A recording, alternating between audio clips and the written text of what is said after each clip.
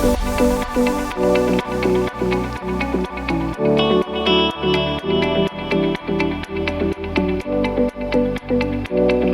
starting or I'm starting?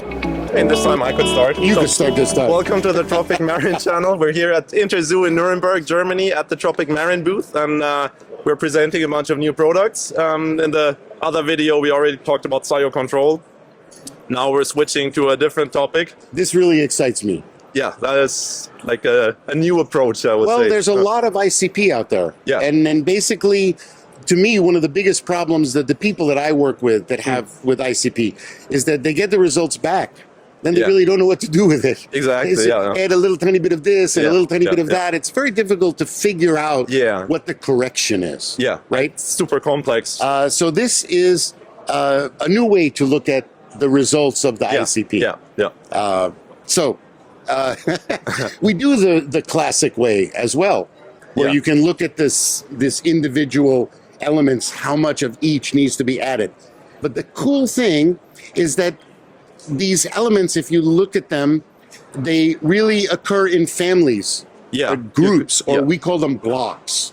Yeah, you could call them a block. So they are, according to their function, they are used for certain metabolic functions, like building enzymes with the trace metals, etc. Hardening the calcium carbonate. Exactly, and then according to these functional groups, they are consumed in a certain ratio, at least in normal circumstances. And the reason that this ratio is important is because whether the test is ICP OES or ICP MS, there are certain inaccuracies. Yeah. Don't tell the ICP people that, but there are certain inaccuracies, especially when the elements are very close in the signature, in the way it's evaluated. There's certain overlap. Or when the concentrations are really tiny. Yeah, especially in the really low concentrations, then you have a high uncertainty of the results. Yeah, exactly. So it can vary quite a bit. So when you look at these blocks, these families, the relationship is proportional to the whole family. Yeah. And there is, in each one of these families, always at least one, what we call the indicator element, which is an element that doesn't have another element so close in the block that it's difficult. So you can get a very accurate reading of this. For instance, let's go to the bottles. For instance, the nickel block, this is the block analysis, would indicate that maybe the nickel family is 10% low or something, right? So nickel has also in this family boron, cobalt, iron, and manganese. So we know if the nickel is 10% low, we can calculate exactly what the ratio is of those others that are lower. And we make a solution that is in this ratio. Consequently, if you correct the nickel now, you're also correcting all the others. Exactly. So you'll get a recommendation for your personalized, for your analysis. Basically, you get a personalized correction recommendation of how much to add of this one family. Exactly. So the result is that instead of needing 30 or 40 bottles of individual elements that you need to be a mad scientist in order to figure out who goes where, you have 5 bottles of 5 families, and each family with the indicator element gives you the correct proportion of the other elements, minor trace elements in that family. Yeah, and that should cover all the, I would say, the normal circumstances of deficiencies, and the single elements are still also in the product lines. They have their, how would I say, they also have their use, because not every tank is the same. Sometimes there's abnormalities and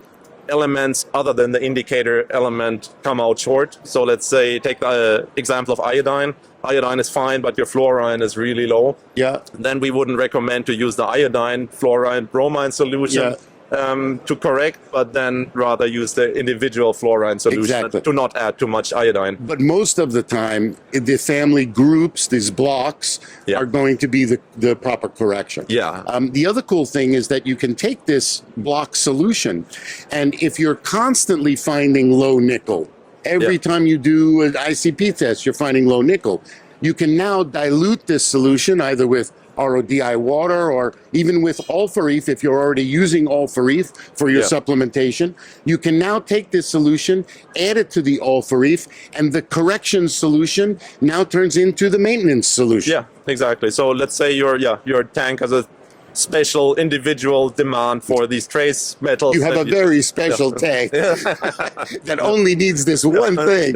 Or needs more of that one that is provided in the usual Alpha Reef or in the A and K elements, and you can add it constantly. And then over time, you'll with more analysis, you'll get to know your tank better and know what its demands are. To me, it's very exciting because it really represents a whole new way to look at the ICP results. Yeah. And in my opinion, even more important and more difficult than the complications that the inaccuracies introduces is the fact that you get this ICP report back. It's very difficult to know what to do. Yeah. And this is a very simple way to make those corrections and then the maintenance that you need in order to keep the values where they need to be. Exactly. It takes out a lot of the complexity that is still in the whole ICP topic.